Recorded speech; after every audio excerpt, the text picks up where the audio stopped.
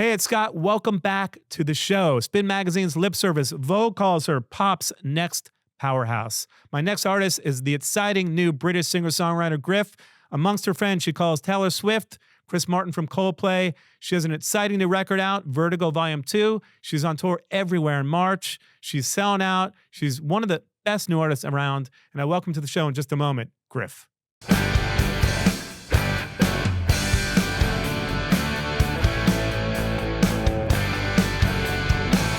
Welcome back to Spin Magazine's Lip Service. Welcoming Griff. How are you? I'm good. How are you? I'm good. So happy to have you here. Do I call you Griff, Sarah, Whiffy, Griffy? You call me whatever you want. Okay. Yeah. Whatever feels right. Well, it's great to have you here. You're actually playing in New York tonight. By the time this airs, it'll be a couple weeks from now. But are you excited? You just did an LA gig too? I am. I feel a bit nervous. I don't know why. But do you?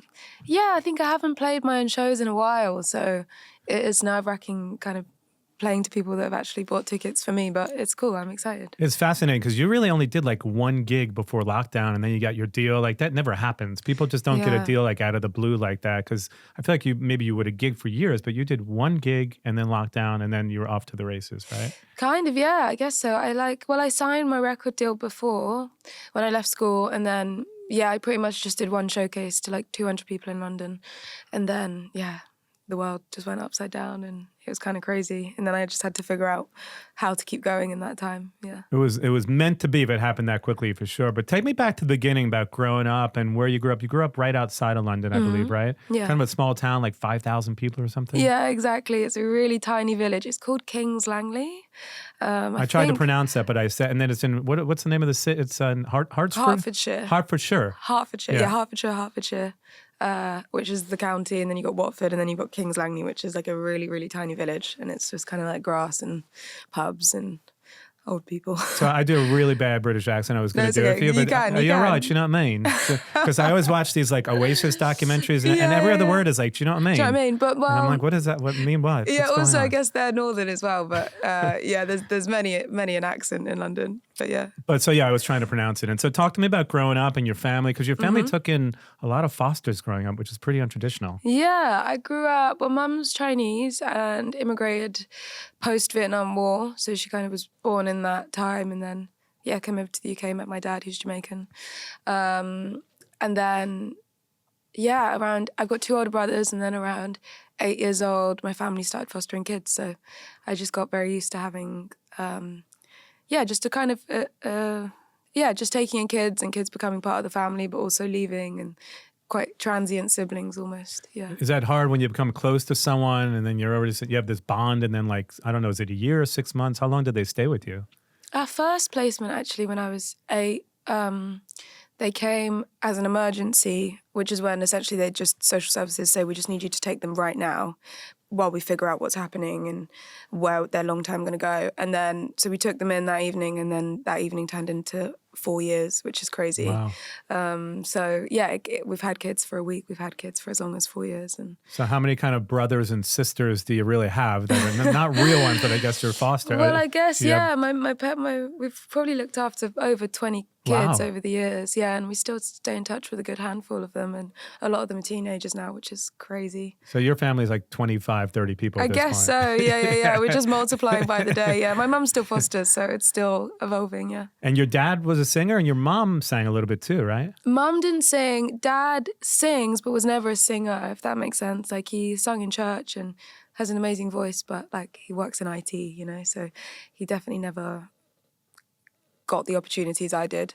He kind of tried it, but it wasn't really a full-time, it wasn't a job for him, it's just for fun. Not right? at all. I think it was quite common and still is, like, especially around like South London and the kind of Jamaican scene down there in Brixton, like, for music is just part of it, and I guess his scene was very much so like just being in the studio and but not even being in any kind of studio, like home studios, and just like loving music and loving like the garage scene and stuff. He definitely didn't have any opportunities, I guess, to pursue it in the way I did. So. And what did they listen to? What did you listen to? Because I feel like at 5 years old or 8 years old, they gave you some kind of like iPod with like, here's Taylor Swift. Yeah, enjoy. That wasn't mum and dad. So my dad played. He had like a few kind of CDs lying around, like almost mixtapes that he'd made, and so he loved like soul and R&B, and he loved Michael Jackson and Stevie Wonder and Whitney Houston and like Bill Weathers. So that was his world and that was what we were raised on, and a lot of gospel as well, like Kirk Franklin. And then it was my cousin, actually. I met like a long lost cousin and he gave me this iPod Nano. It was like a hand-me-down, and the only album on it was Taylor Swift Fearless. So. Oh, the Nano. I remember the Nano. Yeah, I that was like know. that kind of white one that you could maybe put like 2 records on. Yeah, or something, right? exactly. Yeah, Right. yeah. So the one album on it was, Fearless by Taylor Swift. And then that was kind of, I guess, when I realized I really loved pop music and really discovered pop music, yeah. Had you already been fiddling around with the guitar at that point and the piano? Because you kind of started getting to playing at like 5 or 8 or something like that, right? Yeah, a Early on? little bit. I mean, I was definitely not like, I mean, as a kid does, you just kind of bash on it. But I think I was the only girl, and I was, I guess, as a girl is competitive. And when you've got 2 older brothers, I kind of saw them getting like to know the piano and stuff. And I was like, well, I want to do that. So I guess I was playing around with it, but I guess I properly got into it, like playing and writing songs maybe when I was 12 or something. I don't know. You started singing in like church? Yeah, exactly. I think, I mean, growing up in church, you're surrounded by live music every week. And the church I was going to, I just got stuck in and got involved. And so I guess that gave me some kind of like affiliation with singing in front of people before I ever pursued it as a career. So. Do you remember that first song that you wrote or tried to write at an early age? I do, yeah. Should we hear it? No. I'm sure I'll have a bounce somewhere. I think there was a song called Target. Target, right. Yeah. Not the store. No, not the store. It was like, I was really into like Melanie Martinez and like Banks, and it was this kind of like dark, slow, like halftime beat that I made, and the lyrics were like quite, I don't know. I couldn't listen to it now. It would make me cringe, but yeah. Is it strange for you to get that Nano? Because people probably don't know what the Nano is, but no, we'll reference Hey, Nano. kids listening to this, the iPod Nano. And then have Taylor Swift on it. Now she's like one of your friend group. I mean, she's literally going on social media talking about how great you are. You're touring with her. That's incredible, right? I'm not touring with her. Well, I don't know why I just nodded. But I like speaking that into existence. But maybe I mean, one day. we'll manifest. I mean, Sure. at the Brit Awards, you guys met and you had some fries together, right? So just the fact that you're kind of friendly with her now, it's got to be pretty amazing knowing that was the first artist that you're like, I think I want to do this for a living, right? Yeah, it's really, really surreal. I mean, Taylor's amazing and I've loved her for so many years, and I've been saying like it's become, I feel like it's a recent thing that Swifties have just come out of nowhere and suddenly we've all realised we've all been secretly Swifties for ages, and now it's like a proud badge to wear. But like, it wasn't always like that, but I've always been a Swiftie, and she has been really kind and generous. She really doesn't have to kind of openly support my music the way she has, and she never posts on social media, so it's very crazy. It's amazing. So talk to me about, again, you were like 13 or 14, 15. You're a teenager. You're starting to go to London to work with producers. You decide, I think I want to produce music and get into music. But it's a pretty young age to be traveling to London to get into music, right? Were your parents with you? Were you just, were you just running around the streets of London at that point, meeting like, people? Well, I think I did have a level of independence because, again, I think, by the time you get to the third child, you're kind of, I don't know, not that, you can get away with more, I guess, because, the boys they've already been hyperprotective parents with the boys. And so I guess I was also a girl, so I was trying to be super independent. And then I guess with fostering, the house was so busy, so I really enjoyed the kind of escape of going to London. But my dad in the very early days would like take me and show me around the tube. And then I eventually I was fine with it. But I was just, after school, I would just work with anyone I could and try and do sessions. And I really enjoyed that process. I was so inspired by just being in London. It's such a vast, like, I didn't live that far from it, but like as soon as you exit like the M25, which is like the motorway of London, it's very different culturally. And so going into London was like, oh my God, this is like a hustling, bustling, metropolitan, diverse place that I want to be. And so it really inspired me, yeah. In your own town, did you feel like an outcast ever? Did you feel like I need to get out of this town? It's too small. I want to do music. This is not, for me, or? I guess so. I mean, it's like classic small town feelings, which I guess felt even more, what's the word?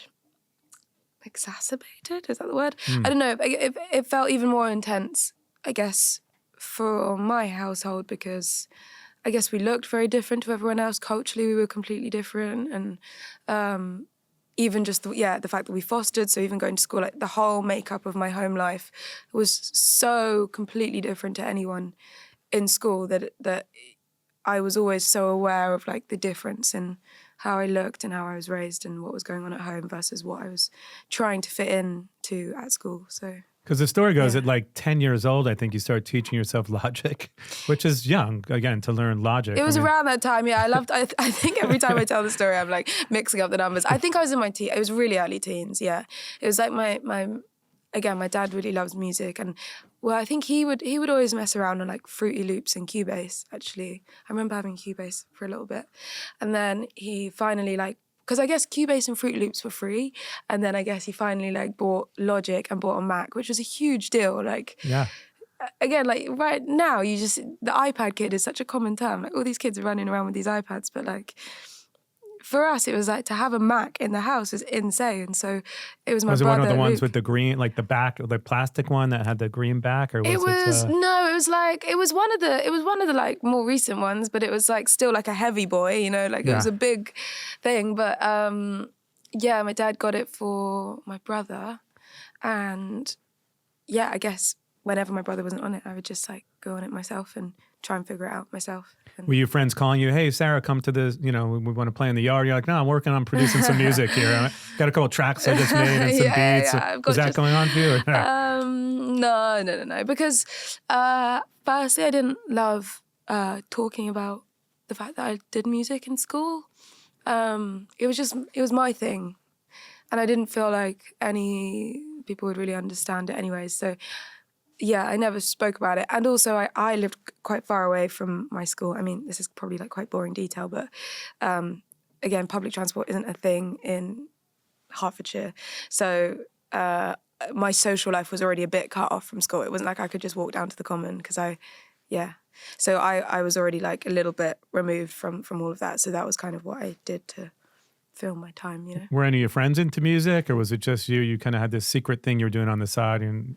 Yeah, no, they weren't into music. I mean, yeah, my school was very, very, again, very, very different to what my home life was.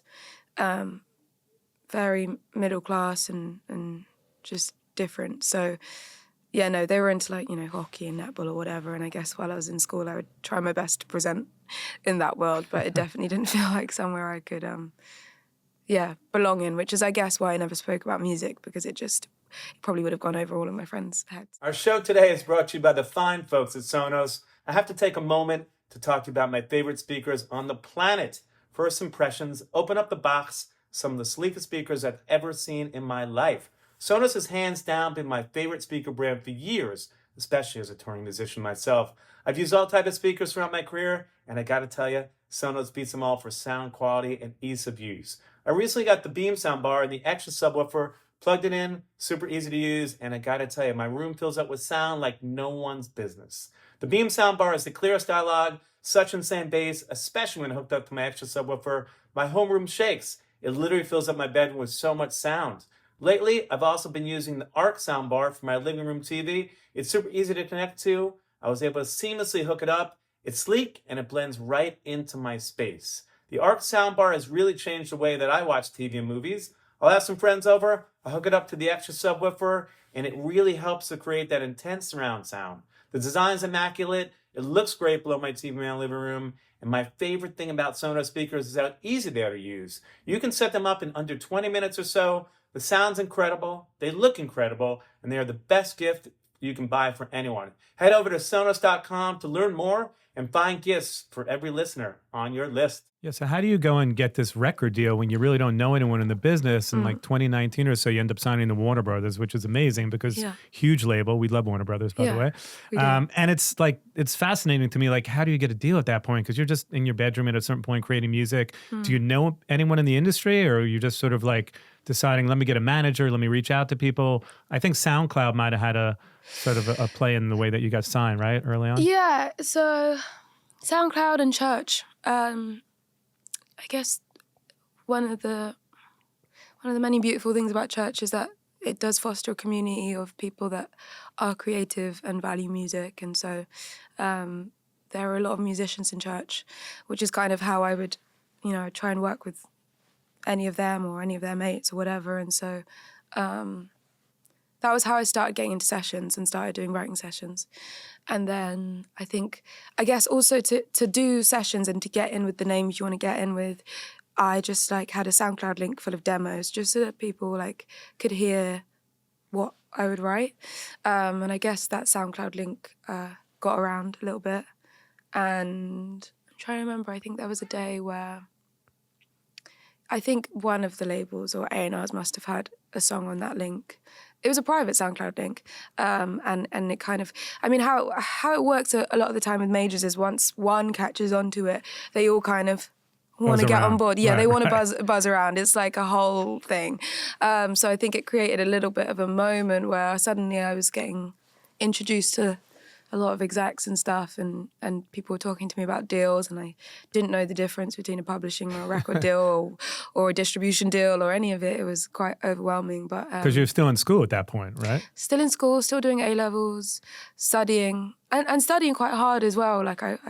I wanted to do really well in school. I guess there was a feeling of again, just wanting to prove myself in school and prove that I could really achieve there. So I was completely overwhelmed with it. And to be honest, I wanted to sign a publishing deal at first because I wanted to be a writer. You didn't have any interest in kind of singing first, right? It was really just producing, writing. Wasn't that the thought process early on for you? Yeah, I really wasn't bothered. I don't know. I guess the two people that probably really inspired me was Julia Michaels and Sia, and the way that they, I guess, were able to release their own songs if they wanted to and have great success with it. But at the start of their career, it was very much so being a writer. So it wasn't that I never wanted to be. I guess there were some songs where I was like, maybe I could release that one day, but I really just wanted to write songs. And so I really wanted to sign a record deal and I wanted to give away a lot of my songs.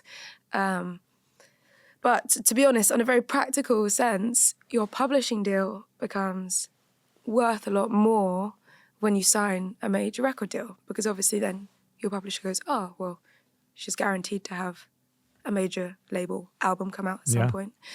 And so, not that it was a financial decision, but it was just okay, I could up my worth here if I do this here. So I ended up signing a record deal, but I don't think I really knew what that meant.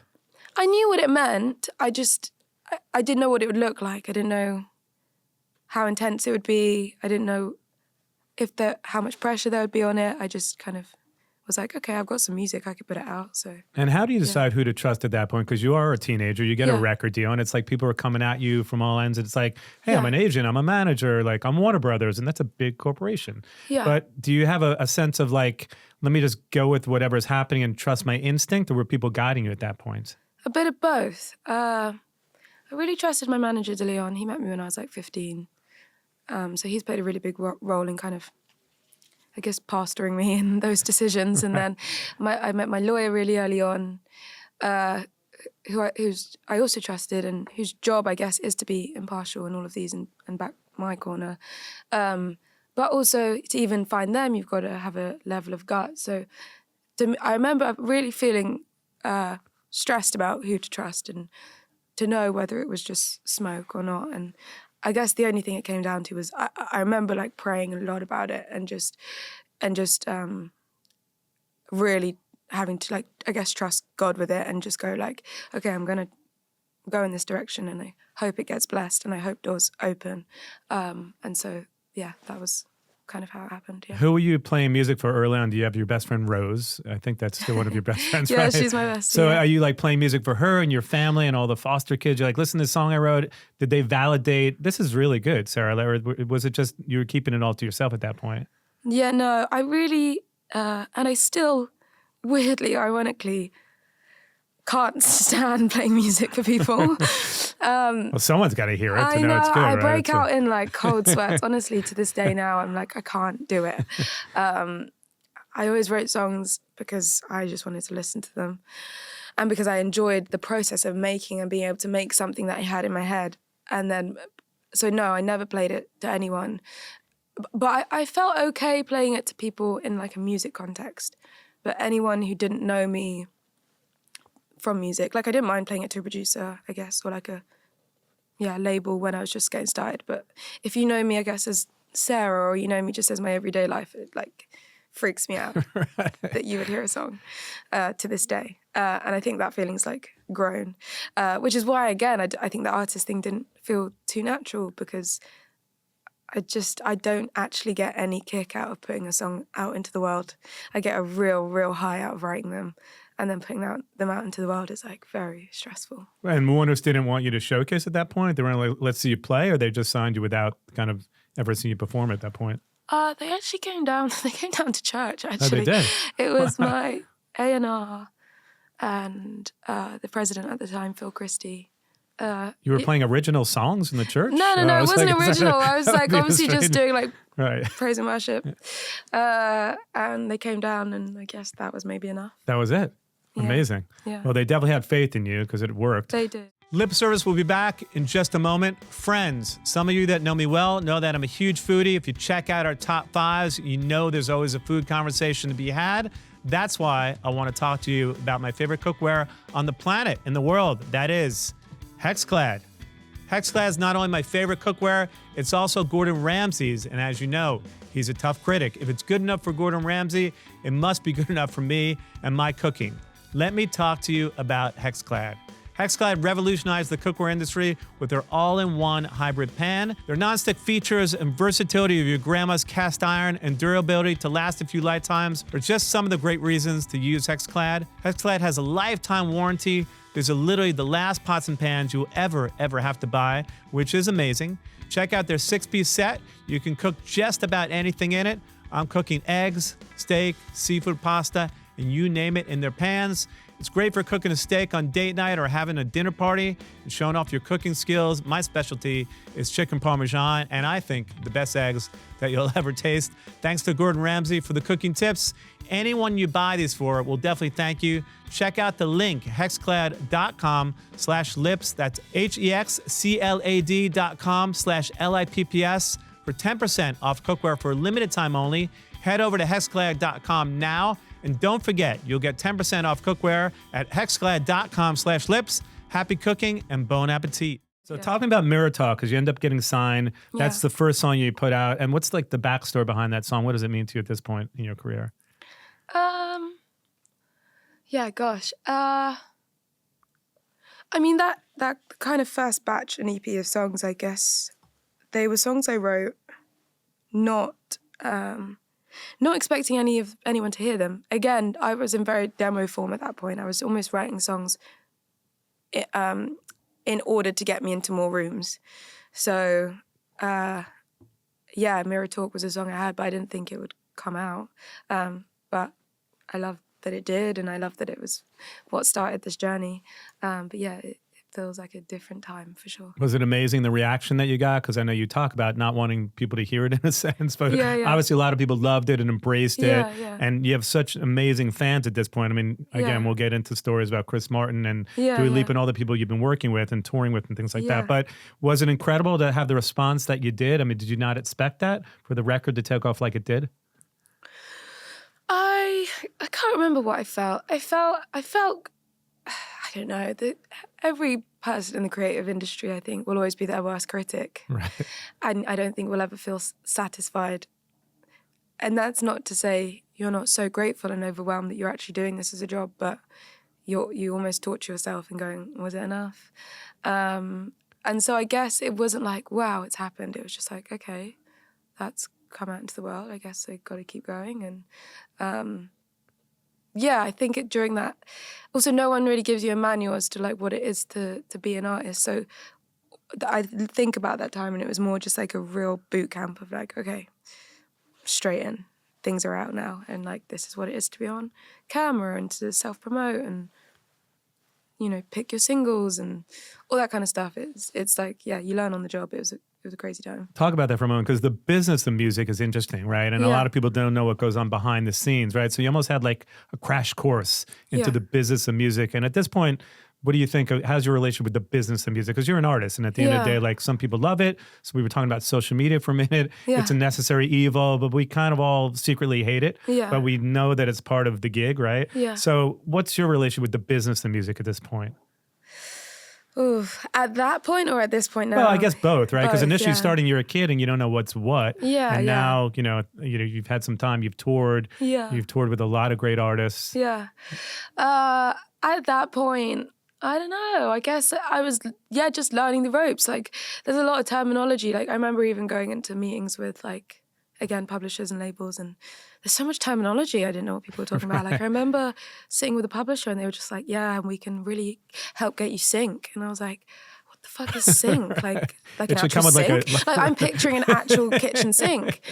And like they're like, "Yeah, and we own loads of catalog," and I'm like, "Catalog? Like the only Like a Sears catalog, like an or Argos catalog? Like what are we talking about here? Do you guys just have stacks of books? Like what?" Because there's really no place to learn that unless you No. really have done it before. There's no manual for No, that. I remember I'd always walk out meetings going to Leon, my manager, like, "What was that word, or what did that mean?" Where is the sink? Is someone bringing out a sink? Exactly. Or they'd be like, "Let's introduce you to our department over here," and even understanding that like the international team is different to your marketing manager, to your like all of that is mental. Even knowing what an A&R does is like. Still, no one has a description for that. It was I think just it's artist like, and repertoire, but I can't even tell you what that means. Still, what does that mean now? They don't even know what it means. Well, I know, but I just remember like having to learn very quickly. And then, of course, you have like different jobs because we just spoke about things like TikTok. You probably have a love-hate relationship with it, but you're great and very candid on it. Thanks. At this point, I mean, do you look at it just like a tool? No, I think it unfortunately takes up too much time for it to just be a tool. Everyone's like, content. We need more content. Yeah, It's I mean, always- the job now, probably since COVID, TikTok less so came a little bit later, but I specifically remember like when it was like, okay, we're really in lockdown now, like we actually are in our homes. Like a conversation with a few people on my team, like, okay, you're just gonna have to be online. And I was like, whoa, what does that even mean? All They're the like, time. just go, like, just document everything. And I was like, whoa, that's crazy. Which I'm so glad I did, because I do think it helped me connect fans, and I think it helped us build momentum in a time when the world was at a standstill. You did a great YouTube show where you collaborated with other artists and you did covers and things like that. Yeah, exactly. Yeah, that was my way of like, okay, what is this word content? Again, like suddenly you're expected to do so many other things than you thought you would. But I see it as a tool, and on good days I see it as a tool, and on bad days I see it as this thing that is completely consuming music and for the worst. Like some days it feels like a catastrophe, and some days it feels amazing. And I think that's also what's so torturous about it, is that like it has so much power to like play with your emotions. It's like when you're doing well on it, you feel like such a high. Does that sound okay? Yeah. Yeah, cool. Well, I think it was Universal. They just got a lot of their music came off TikTok. So is I your know. music still on there, or is it? Yeah. Okay. I'm Because that's a on the big other deal as a side. new artist if you can't. It is, yeah. I don't know. It's a crazy. I don't know. Like, I don't really use.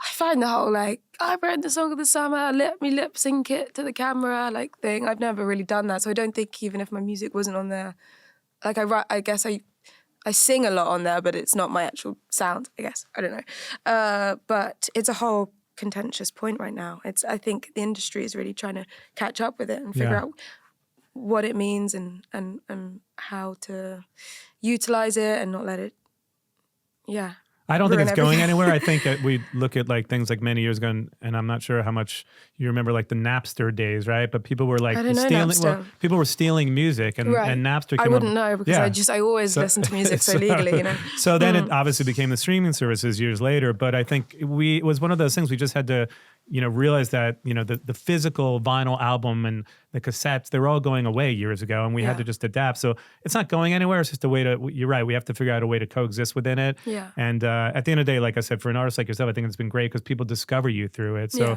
I think in that sense, it's great. Talk to me about like 2021, the Brit Awards, which was amazing for you winning this award, right? And obviously we got to talk about that story when you had Fries with Taylor Swift and how that happened. So again, like this is early on in your career, but pretty amazing to get a Brit Award that early on in your career, right? Yeah, I really wasn't expecting it. I didn't know I was up for one, to be honest. I didn't The know. Rising I didn't Star know. Award. I didn't know we were running for it. I remember just getting on a Zoom call and being like, okay, I think we've been nominated for the Critics Rising Star Award. And I was like, what? I wasn't actually sure what it was. And then I Googled it and I was like, oh, snap. It's a big thing. That's a big thing. Yeah, that's a lot of names that's won it. Yeah, and then we won it, which was cool. Who were you up against in that category? Because I know there was some huge artists that were. If there's only, I can't remember if it's just, no, yeah, there's like a long list and a short list. Who was I with? Can't remember. I'm trying to remember. Well, it was 2021. It was a couple. Anyway, I know. But either way, you won, which was amazing. Yeah, it was a cool time. And how'd you feel? That must have felt incredible to win at that point. Yeah, it felt strange because, again, it was all happening COVID, so it didn't feel very real. And even the Brits was trying to figure out how to put on an event in COVID and in a pandemic. And then they said I was performing, and then that was like terrifying because obviously, I mean, it's so significant in the UK. I don't know how much people tune into it outside of that, but like we grow up watching the Brits, you know, and especially if you're like a creative kid in the UK, it's like watching those performances, you know, they're so iconic. So suddenly I was like, oh, damn, I need to like do something here. And that was like your second performance ever. Can you imagine? Exactly. So yeah, that one show I did before COVID was the first one. And then the second one was like, okay, you're going to do a show not only in an arena, but for TV, which is also challenging and difficult. So yeah. I guess here would be like your second performance is the Grammys, like something like that. I guess so. Yeah, kind of. Yeah. So was your 8-year-old self pinching yourself when you got to meet Taylor at the Brits? How did that work for you? Definitely. Yeah. I mean, that was a crazy day because I knew she was around because I got some flowers, but they were just signed. She just signed it Taylor, so I wasn't so sure that they were from her. I was like, maybe there's someone in my team called Taylor that I've completely forgotten. Yeah, I didn't want to get myself like too excited. Right. Like I'd feel so stupid if I was like, oh my God, Taylor Swift bought me flowers, and then turns out it was just like, you know, Taylor from The Office. Worked at the venue or something. Yeah, exactly. And then what happened? Yeah, she went up to accept her award and kind of was like, Griff. And I was like, oh my God, you just said my name on the mic. And then it was after I performed and everything, my manager was walking me back to our hotel, but we kind of went a funny way. And then I was like, kind of clocking on. And he was like, if you just go behind that curtain, you're going to go say hi to Taylor. I was You were nervous. You were definitely nervous. Yeah, I was overwhelmed. I was pretty tired as well. Like, it's a long old day, especially when you're performing. So by the end of it, I was just like, whoa. She's there, like that's Taylor. And then, she was really, really sweet, and we just hung out for a bit. Yeah. Ate some fries. Yeah. Again, busy day. You don't manage to eat all day. So I love that was on her rider that night. But yeah. What's amazing, too, is that people may not know that you make all your own clothes, or a lot of your own clothes. A lot of them, yeah. Which is great, because you have these incredible dresses that you made. Was that at an early age, too? You just start making clothes? Or is it because I think I read somewhere that there was a lot of the stylists were very expensive. So you were like, let me start creating a lot of my own things, right? Yeah, I think when I look back, I like designing more than I probably gave myself credit for. Like I'd always, again, being the only girl, you don't have anyone to dress up with. So I would just spend my time like draping bed sheets over my body and trying to make cute dresses. Again, because you don't even have any good hand-me-downs, and I definitely didn't get new clothes all the time. So I guess I was always dreaming of these like fun dresses I could like wear. And then in school, there was just like maybe a year where I just got really hyper-focused on it, and I was like, I love this.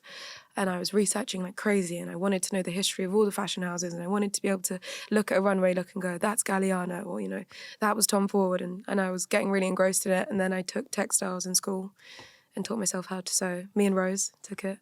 That was our like favorite thing. Did you have like some fashion icons that you looked up to? Like, I want, these are people that you said Galliano and Tom Ford and people like that, but were there? Yeah, but not even like, no, that was the funnest bit about it. I think I loved it because I could make things that I wanted to make, but I didn't have anyone I was trying to copy, really. I didn't really look at people going, oh, you're my like style. Also influencing, I guess, was not as much of a thing then. I don't know. But no, people always ask me who my style icon was, and I was like, no one. I think I was more inspired by like street style, and again, like tiny things like being on the tube for half an hour and just analysing people's outfits coming in and out, in and out. I love people watching like that. Yeah, it's amazing. You're like, and there's so many characters on the tube, so yeah. So you start doing that, and early on when you're doing your first videos and you say to label, don't worry about a budget for styling, I'm going to make my own dress. Were they like, wait a minute, what do you mean you're making your own dress? Or were you like, no, I got this? Yeah, kind of, yeah. I guess what would happen is I would like turn up to shoots and there would be a stylist and I would hate all the clothes and not feel like myself. So then I started to think, well, I won't say I'm styling, but I'll just bring a suitcase of my own stuff and like slip it in to stuff and maybe it will feel better. And it did. And then people started to realize I was making the stuff. And then for a while I just did that. Now I have less time, so yeah. I'm sure people want to buy those outfits now. You could probably auction them off, I'm sure. I don't know. Do you know what? I'm not a very patient person, so I'm not someone who like spends loads of time making it excellent quality. I'm more just like, I've got an idea, let me quickly like run it through the machine. So a lot of the finishes and the seams are a little bit lopsided and stuff, but it was more just about like creating the shapes and stuff and letting it sit on the body and then like figuring out how to actually put it in the washing machine after. But yeah.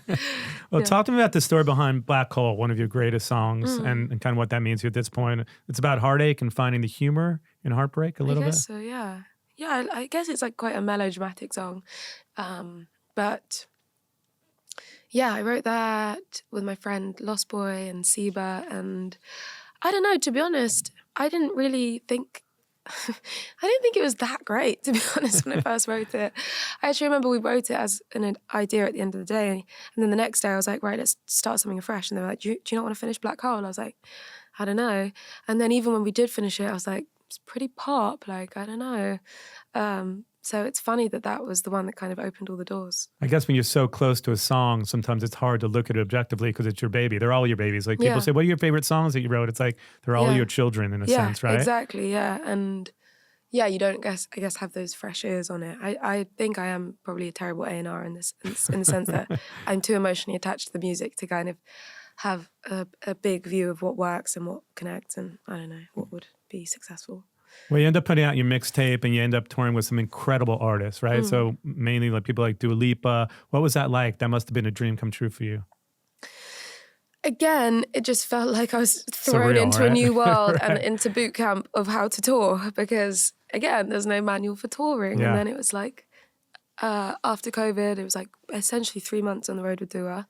And it was like being on a tour bus, waking up every day with like all your band and your crew and waking up in a strange part of a foreign city and performing to a huge audience every night. I felt like I learned a lot on that tour. Because also it's interesting, a lot of artists, like we were speaking about, they play a bunch of gigs, they're at clubs, and then all of a sudden they're on tour with whoever it may be, and they're playing in front of 20,000 people, 100,000 people, but there was no learning curve there for you. So how did you learn to kind of, how to relate with the audience at that point and really engage with them? Because you had never played in front of like thousands of people like that.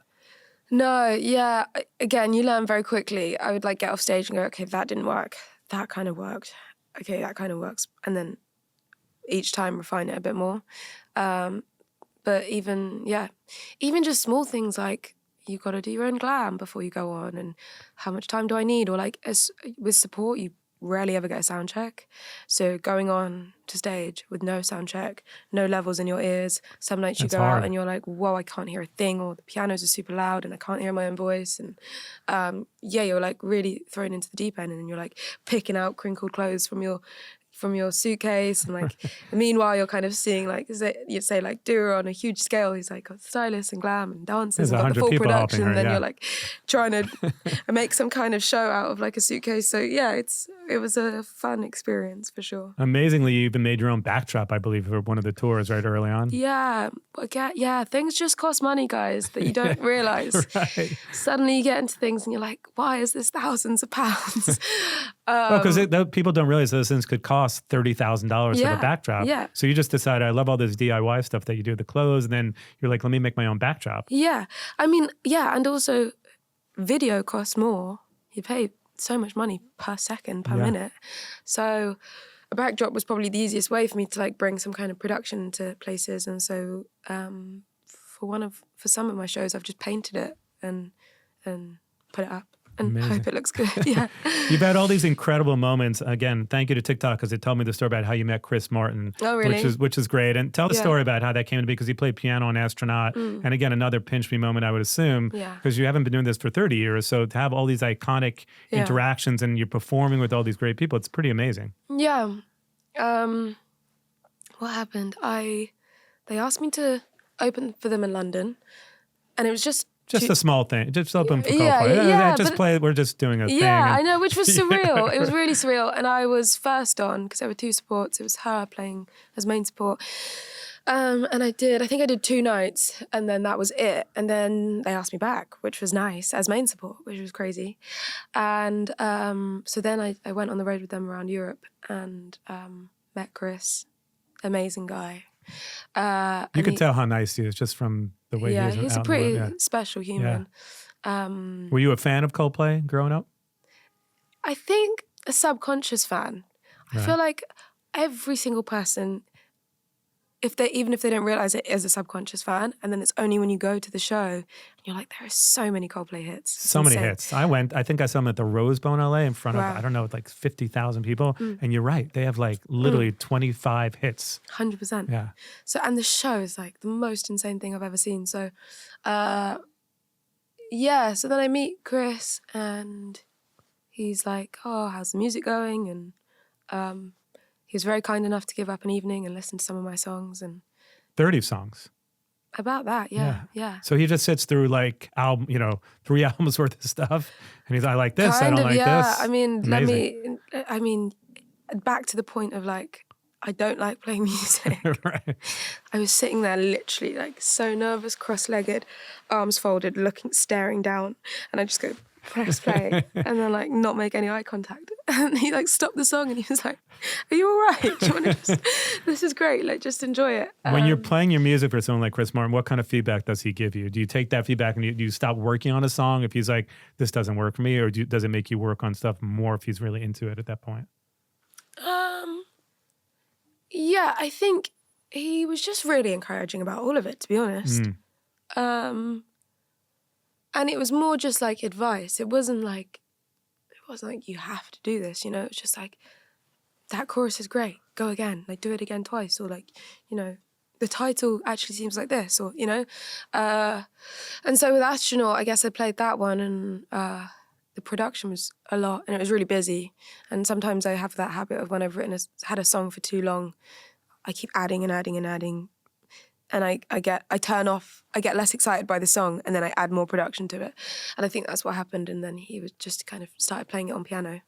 And it sounded really beautiful. So I just asked if he wouldn't mind just doing that properly. And so yeah, we did it and it was pretty special. Do you feel like you'll do more collaborations in the future? I know you did some stuff with Sigrid. Do you think do you like doing that versus doing stuff by yourself completely? Yeah, I love it. It's just whoever's up for it, to be honest. Right. It's a very weird game, collaborations, because artists, I think artists generally in the industry, there's such a underbelly and undertone of like competitiveness that very rarely are people super up for it, which is why it's so crazy that someone like Chris is in the position that he is and so generous to give me his time and lend his talent. So, yeah, I mean, whoever wants to collab, I'm down. Well, you work with a lot of great artists, Zedd, right? Yeah, and that was so cool. we should talk about that. And obviously, we got to talk about the Sigrid collaboration we just spoke about. So Yeah. out of those collaborations, how did both those come about? The Zedd one, oh God, I can't even remember now. It feels so long ago. He kind of had this kind of rough idea and it got sent. I can't remember. I was in LA and I think it's got sent through and they were like, do you want to work on it? And I was like, yeah, of course. I mean, it's Zedd. Is it sometimes just that? You get an email and they say, here's a track. Do you want to do this? Or is it sometimes like they have writing camps and things like that where people actually get together and write with each other? For me, it's rarely happened like that with collaborations because, again, people are busy. It's rare that a collaboration would come around like that. So in this case, it was just like a song that landed, I guess, in my manager's inbox. And I worked on it and then it happened. So it felt like a huge opportunity, especially at like the level I'm at and the level he's at. And especially in America, it felt like a real opportunity and it was. And then Sigrid was You guys actually got together for that. I Yeah, saw we some of got that together footage, for and that. you looked like you had a great time. Like you had a real great vibe with her. Yeah, Too. we're really good friends. I mean, we met at a fashion show very awkwardly, went to go say hi, like, oh my God, I'm a fan. And she was in London for a few days after that, so we ended up getting in the studio. And we wrote Head on Fire, and we had the song for a while, and I don't think either of us really wanted to claim it for ourselves only. And then I guess it was just like, should we just do it together? And it was fun. It was really cool to just like be two girls in pop doing a song together. It's very rare that you see it. And I think we just really connected because it's a very niche experience, I guess, doing the job that we do. So definitely. Well, we got to talk about your new music. I got this email the other day with Vertigo 2, which is amazing because people may not know it's dropping any day now. I guess by the time you hear this, it'll already out. But that was pretty exciting. It just came in my inbox. I was like, oh, there's a new EP. There's more. There's more, right. Yeah, exactly. Yeah. Volume 2 is, I guess for me, Volume 1 was like, it was about, it was the sad songs and it was the moody songs, and like, there will still be more of those, and I guess that's how I write. But Volume 2 feels like there's a new sprinkle of like euphoria and upbeat tempo, I guess. So yeah, I'm really excited about it. It is interesting, like the way that people consume music these days, Griff. I think a lot of artists now just put out singles and EPs. You have these volumes. I don't know how many volumes we'll get to. Is there going to be 100 volumes? Yeah, it could be forever. Endless, right?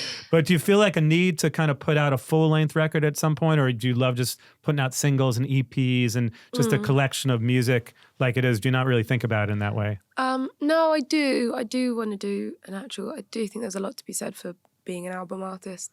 I guess this format for me just made sense with the story of the music, and I guess there is an emotional arc to the songs where Volume 1 was super sad and insular, and we're slowly getting to a point where the songs find more confidence and more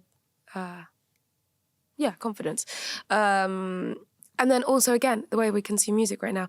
I guess I write a lot of songs and I'm very close to the process, that I like the idea of dropping them and people being able to live with the songs for a bit and giving everything a bit of a chance. And if we try one for a single and it doesn't work, it's fine. We can just pivot to a new one and just see what reacts. I think it's a way that I can respond quicker to what people like, you know? Yeah, so by the time this comes out, Miss Me Too just dropped, I think. Is it dropping now, like right around now? Yeah, it'll be out in the world. Yeah, in the world. So talk to me about that song, because that's the new single.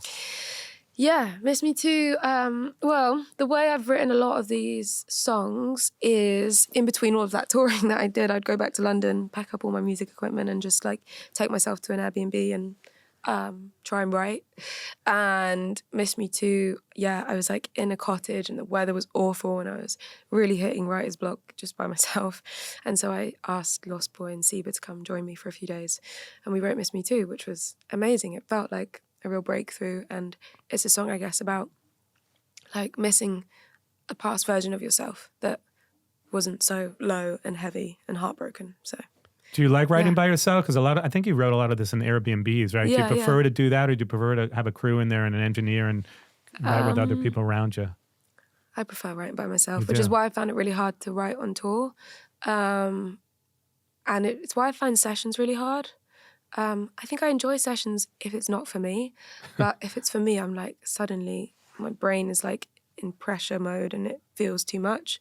Because at your house, you can take your time. Exactly, you can take your time, you don't feel the pressure, which is why I had to hire the Airbnbs, because I was trying to trick my brain into just being in that low pressure home environment.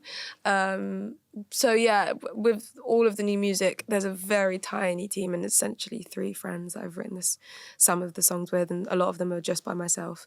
But I'm really, really good friends with Konji, Lost Boy and Seba, who have worked on a lot of the songs. And I think because we're just, they feel like my big brothers, that I can write with them freely. Amazing. Yeah. And tonight you're playing at Le Pouchon Rouge in Soho, so we're going to go to that show. Yeah. Do you prefer doing these opening slots for these huge artists, or do you prefer being on tour by yourself?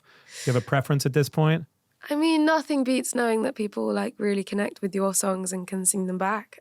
Which is amazing. It's insane, yeah. And I haven't done much of it at all because I've spent a lot of time on the road with other acts. So it's still a very new thing and like a surreal thing to know that people are buying tickets. So yeah, I'm really excited for tonight. I think a lot of people think that touring is very glamorous, and then if you ever get a chance to go on tour, you're like, wait a minute, this isn't exactly what I thought it was. So far from glamorous. Yeah, it's like, you're on the road with a bunch of lads, and every day just trying to put on a show that feels good. It's like, it's tough, but it's fun. And when you're opening up for those artists, you interact with them like Dua Lipa, or is it more or less just opening for them? Do you have a lot of time? Do you ever spend time with those artists? Yeah, I did. I spent time. I mean, again, they were all super kind and wanted to hang out, which is cool. And some more than others. Like Ed, we knew each other from before, and so He just goes by Ed to you. sorry, yeah, just Ed. You know, Young E. You know, Right. Young E. I yeah, like that, no, yeah. I'm joking. I've never called him that. That's his like hip hop name. Yeah, Young E, yeah. Rapper Ed. Yeah, he'd like come and knock on my dressing room very casually. So in that sense, I saw a lot of him. And then He seems like a very good guy. Oh, very, very kind guy. And with Dua, yeah, we hung out quite a bit. But also her show was so intense and she was just traveling all the time that I was so amazed that we hung out the amount we did because her schedule was packed, you know. Pretty down to earth. Yeah, so sweet. And so amazing because I guess I've seen the two sides of it, like the work. And this isn't to say it's harder work or less work. Actually, it is. To be a female pop artist at that scale, the work ethic you have to put in is insane. And I admire her so much for that. It's a different machine. And so, yeah, it was really cool to be able to hang out with her and be around that. Because in March you're doing you're embarking on your own tour, so that's going to be very exciting. Yeah, I'm excited. My first European tour. Amazing. And where are you hitting? What are some of the spots? I'm pretty sure we're going to most places. We're going to go Scandinavia. We're going to go Germany. I'm looking around, trying to not forget anyone. But we're going, Everywhere. Yeah, Google it. I'll be everywhere. Yeah, come see me, please. Buy some tickets. What's your favorite city you played in so far? Good question. I don't know. It's more just like whether the crowd is good or not. It's hard to say like I always love this city or not. I'm trying to think. I think sometimes artists forget where they are, and then you'll see like Madonna's like, "Hello, Chicago," and she's in like New York or something. Wait, don't do that. I know, I'm guilty of that one or two times, but they're all pretty amazing. I mean, it's nice to go to the hot countries because at least then you're like waking up to the sun in the tour bus. Yeah. But have you been to Brazil and places like that? Have you played there yet? No, I've never been that far. So well, it's exciting. You got the new EP. Yeah. You got the tour coming up. Yeah. At the end of the show, we do these top 5 kind of viral things, which are always a lot of fun. Mm-hmm. So the first question I'm going to ask you, your top 5 Taylor Swift songs of all time for you, Griff. God, and you're a that's big fan, so it makes sense, I know. right? How can I choose? Okay. Starting with number 5. Oh shit! I'm ordering them. Okay. This should be easy for you. Yeah. I mean, No, you had the it's Nano not at easy. what age did you have the I Nano? know, but it's not easy because there's so much music. Okay, this is ever changing, but okay, at number 5, I'm going to say Hey Stephen from the Fearless album. Okay, number 4. Number 4, I'm going to say, I'm just trying to remember all the songs so I don't forget something. At number 4, I'm going to say Clean or 1989. Number 3. And number 3, I'm going to say is Antihero. Great one. We just listened to that. Yeah. Hey, Marissa, yeah. Yeah, it's great. Number 2. Number 2 is going to be... Okay, I was just seeing which order I wanted to do it. Number 2 is going to be August on Folklore. August, okay. And the number 1 Taylor Swift song, according to Griff, is, drumroll please. Drumroll please. Okay, split between 2, but it's either a song called Death by a Thousand Cuts on Lover or Blank Space. What's crazy is that we were just checking out her playlist. I mean, these songs have like 1 billion streams. Some artists have like, 500,000, 1 billion. It's crazy. Yeah, she's insane. Well, great catalog too. Let's talk about your top 5 guilty pleasures, Griff, because I feel like you have a lot of guilty pleasures that you listen to. Oh, so, okay. Music, guilty pleasures. And I could reference them, but I feel like you obviously have your own. So let's start with number 5. Oh. Do I have 5 guilty pleasures? I mean, I know some of them, so I could start throwing them out, but I don't want to. Can I just gather my thoughts for a Sure, sec? sure. Okay, I've got one there. Who else do I love? Well, one starts with a W and one starts with an A. I'll give you a hint. This is coming from you, not from me. Yeah, I love this. No, tell me what I've said. I'm looking now. You tell me. So Whitney's one, and A is, and the thing is, guilty pleasure is a hard thing to say because it's like, I wouldn't say it's a guilty pleasure because I very proudly listen to well, Whitney. Yeah, do you know but what I mean, it's still and ABBA, yeah. Okay, all right, we'll start with number 5. So number 5. Okay, yeah, we'll say ABBA's number 5. Yeah, they're a guilty pleasure, ABBA. Yeah, I mean, they're not think like, so. Yeah. Yeah, I think so. Number 4, I would say a guilty pleasure is Can I get out my phone? Yeah, you Have a can do look. whatever I you really- want. really I wanna mean, get- it's not live, so Yeah, if we have to exactly, edit it, we exactly. edit it. So. Let's have a look. Yeah. Who is in there for me as a little guilty pleasure? Well, you pull up the playlist, there'll be a bunch of them in there, I'm sure. Yeah, exactly. I'm looking at what I listen to now. Because I think guilty pleasure is one that you don't, it's not something you're going to first say to like look super Right, cool. that's true. Like mine would be Motley Crue, which I don't know if that's... Okay. Yeah. I would say Justin Bieber, I'd say. Okay. Yeah, Is that no, number 3 or number 4? I'm not sure where we... he's number 4. Number 4, okay. Then number 3, I'd say, is Selena Gomez, Okay. actually. Such good songs. Number Number 2. 2, I would say, is... Bear with me here. It's a lot of pressure. The good thing is it's not live, so it's, it I can know, all be edited out. we can cut this out. Yeah. Number 2 guilty pleasure is... okay. Oh yeah, I'm just trying to think of now just what me and Rose would put on in the car. Okay. Number 2 is 5 Seconds of Summer. Oh, okay. This is what I mean. Guilty pleasure is something that's like, I'm not in the UK. I'm not particularly open about saying this, but like It's great. if me and Rose are in the car and we're driving somewhere, Yeah, we just want to scream exactly. some songs. Yeah. We'll put on that. And then number 1 has to be One Direction. Amazing. Yeah. Oh, who doesn't love Harry Styles? Yeah. And last but not least, the top 5 songs that you, Griff, would love to cover. Ooh.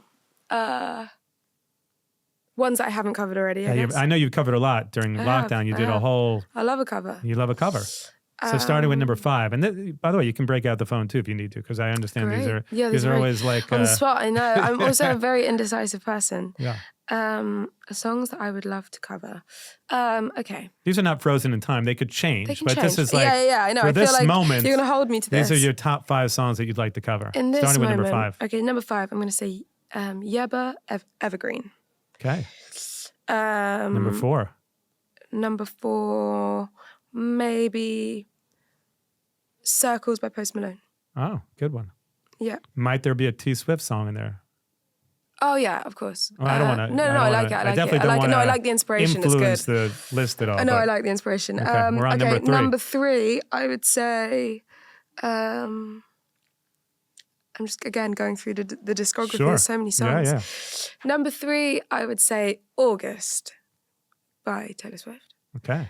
Number 2, I would say Now I'm In It by Haim. Okay. Great song. Great band. Great stuff. And number 1. Drum roll, please, again. Drum roll, please. Griff. Kiss by Prince. Amazing. Great choice. Yeah. Who doesn't love Prince? Such a good song. Well, make sure you pick up the new EP, which is out about now when this comes out. Yeah. Definitely check you out on tour. We don't know every country, but we know all over Europe. Yeah, I'm coming to you. I'm coming to find you. So come and find me. And you just did LA. You're doing New York tonight. So Yeah. more shows in the States or mostly Definitely, Europe? yeah. Okay. I guess these shows were just kind of little tiny intimate ones just to see who's still around.